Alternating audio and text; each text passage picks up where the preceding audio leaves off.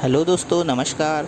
मैं सतीश कुमार पहलवान Gurudeen group of college के यूट्यूब चैनल पर आप सभी का हार्दिक स्वागत करता हूं। आज हम बात करने वाले हैं बीए तृतीय वर्ष के समाजशास्त्र प्रथम प्रश्न पत्र के अंतर्गत फ्रांस की क्रांति के प्रमुख कारणों के बारे में। तो अगर अभी तक आपने हमारा चैनल सब्सक्राइब नहीं किया है तो कृपया चैनल सब्सक्राइब करें, लाइक करें, कमेंट करें, शेयर करें और नीचे दिए गए बेल आइकन को क्लिक करना ना भूलें ताकि नए नए वीडियोस की नोटिफिकेशन आप तक आसानी से पहुंच सके। तो आइए दोस्तों शुरू करते हैं। फ्रांस की क्रांति के कारणों में सबसे पहला आता है राजनीतिक कारण। फ्रांस के शासक देवी शक्ति सिद्धांत में विश्वास करते थे और अपने आप को भगवान का प्रतिनिधि मानते थे, इसलिए राज्य तथा राजा में कोई अंतर नहीं होता था। लुई 14वें ने कहा था, मैं ही राज्य हूँ। राज्य की समस्त शक्तियाँ का अधिकारी होने के कारण जैसे चाहे तथा जैसा चाहे वह शासन करता था। राज्य में स्वार्थ तथा घमंड की भावनाएं भर गई थी, इसलिए उसका शासन जनहित में न होकर निरंकुश होता चला गया। फ्रांस में भ्रष्टाचार का बोलबाला था। उच्च पदों की नीलामी होने के कारण उन पर सामंत वर्गों का अधिकार था। कानून की व्यवस्था बहुत खराब थी। संपूर्ण फ्रांस में एक से कानून नहीं थे। सारे फ्रांस में लगभग 400 प्रकार के कानून प्रचलित थे, इसलिए न्याय एक मजाक बनकर रह गया था। द्वितीय कारण आता है सामाजिक कारण। समाज दो भागों में विभाजित था। एक विशेषाधिकार प्राप्त वर्ग था जिसके अंतर्गत सामंत तथा पादरी वर्ग आते हैं। दूसरा विशेषाधिकार रहित वर्ग था जिसमें मजदूर, किसान तथा मध्यम वर्ग आता था। सामंत तथा पादरी वर्ग में उच्च पादरी वर्ग विलासिता का जीवन व्यतीत करते थे।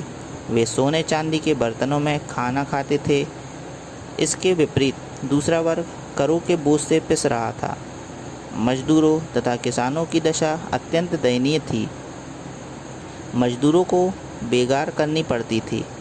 किसानों को सामंतों के खेतों पर काम करना पड़ता था। मध्यम वर्ग का जो सबसे अधिक पढ़ा लिखा था तथा जिसके कारण वह साज का मस्तिष्क कहलाता था। सामंतों की जब घोड़ा गाड़ियाँ सड़क से गुजरती थी तो झुककर सलाम करना पड़ता था। इस प्रकार सामाजिक असमानता के कारण जनता में असंतोष उत्पन्न हो गया था। तीसरा कारण है आर्थिक कारण।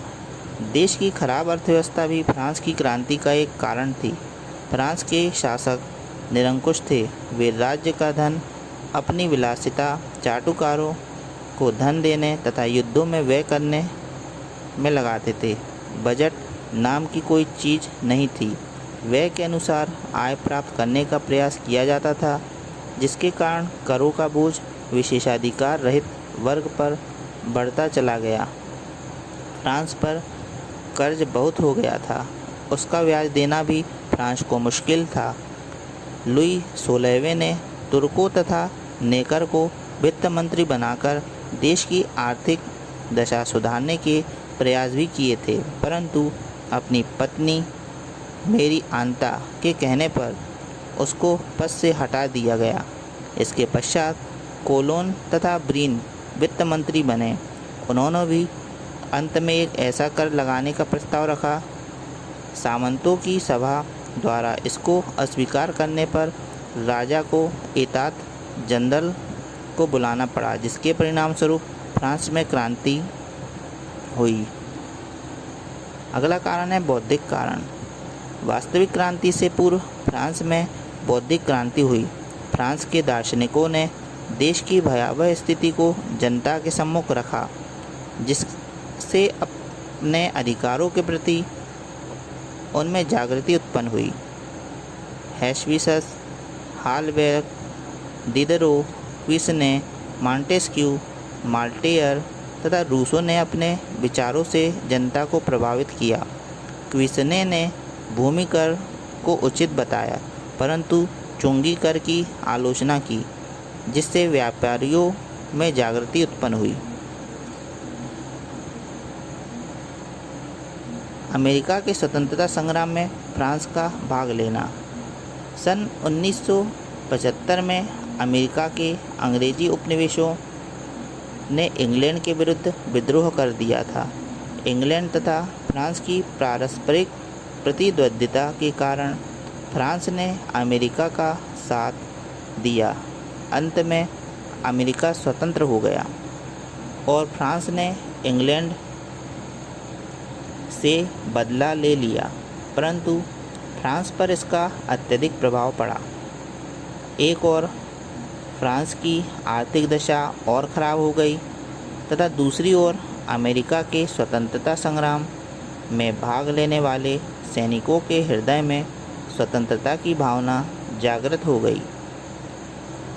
बिना प्रतिनिधि करारोपण अन्यायपूर्ण है के सिद्धांत ने फ्रांस की राजनीति पर गहरा आघात किया।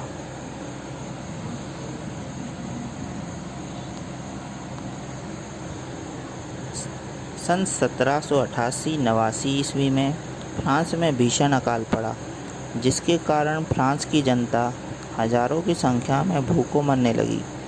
लोगों को यह विश्वास होने लगा था कि राजा ने सारा अनाज खरीदकर अपने भंडार भर लिए हैं।